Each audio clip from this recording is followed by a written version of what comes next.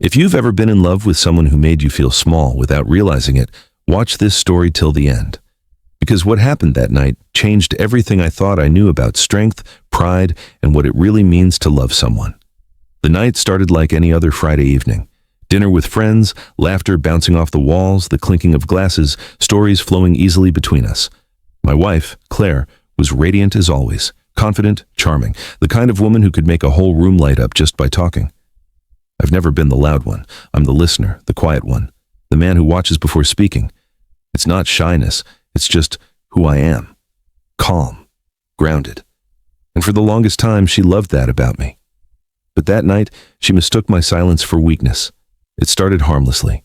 Someone asked about my day, and I told a small story, how I'd spent half the morning looking for my wallet before realizing it was in my car. It was meant to be funny, lighthearted, just a small moment to make everyone smile. But then she laughed and said, "Oh, you should have seen him.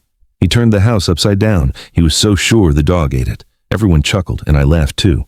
But she didn't stop there. She started imitating me, my voice, my expressions, exaggerating every detail. The table burst into laughter, and for a moment, she looked proud, glowing in the attention. I smiled, but deep down, something sank inside me. She kept going, teasing. Honestly, I don't know what he'd do without me. He'd probably forget where he lives. The room erupted again. Even my best friend leaned over and said, "She keeps you in check, huh?" I nodded, but that laugh, it didn't feel right.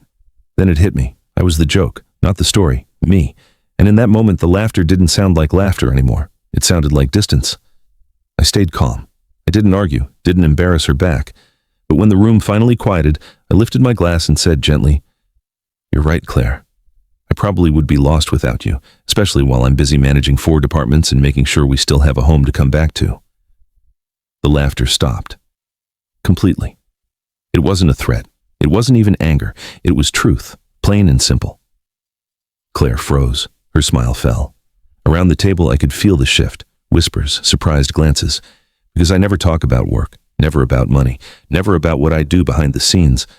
But at that moment, I needed her to see me. I continued quietly. People think silence means weakness.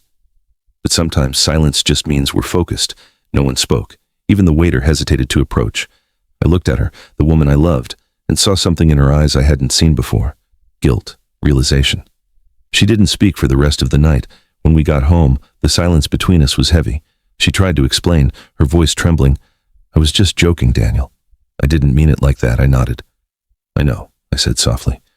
"But sometimes what we don't mean says more than what we do." And that was it. I walked away. No yelling, no anger. Just truth. That night I sat alone in the living room, staring at the dark ceiling.